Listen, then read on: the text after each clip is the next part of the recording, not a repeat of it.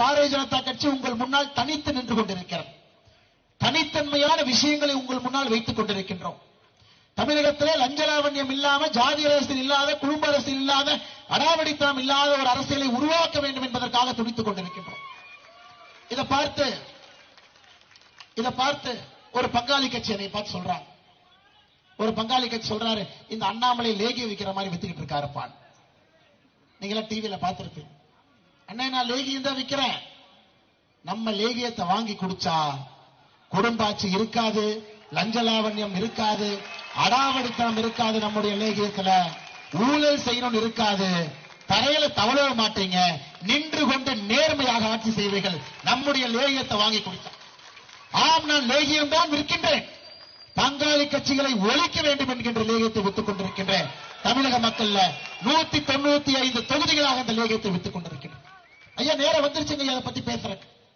இனி நாம் இதுக்கு மேல பேசாம இருந்தா தப்பாயிரும். அதற்கான நேரமும் காலமும் வந்துவிட்டது. தமிழக மக்கள் எதிர்பார்க்கின்றார்கள். பாரதிய ஜனதா கட்சியினுடைய பாதை சிங்க பாதையாக இருக்குமா, தனி பாதையாக இருக்குமா?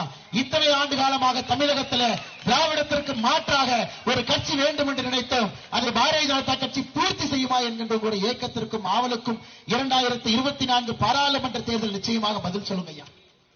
இன்னைக்கு ஒரு சர்வே பாருங்க ஐயா, எல்லாரும் ஆச்சரியப்படுறாங்க. என்னங்க, டைம்ஸ் நவுல பாரதிய ஜனதா கட்சிக்கு 20% வாக்கு கொடுக்கிறாங்க, இந்தியா டுடேல 16% கொடுக்கிறாங்க, பங்காளி கட்சிகள் 3வது இடத்துல இருக்கு. ஐயா, நாங்கள் மக்களோடு மக்களாக உங்கூட்டியே இருக்கிறோம் ஐயா.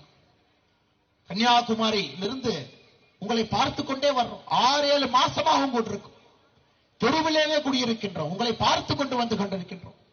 நான் எல்லா இடத்திலும் சொல்லிக் கொண்டிருக்கின்றேன், 2024 தேர்தலில் பாரதிய ஜனதா கட்சி 30% வாக்குப்பதிவை, வாக்கு வங்கியை தாண்டி இங்கிருந்து பாராளுமன்ற உறுப்பினர்களை நிச்சயமாக பெரிய அளவில் பாரத பிரதமர் நரேந்திர மோடி அவர்களுக்கு அனுப்பும் என்று தொடர்ந்து சொல்லிக் கொண்டிருக்கிறேன். அதை நீங்கள் இன்று ஊர்ஜிதம் செய்து கொண்டிருக்கின்றனர்.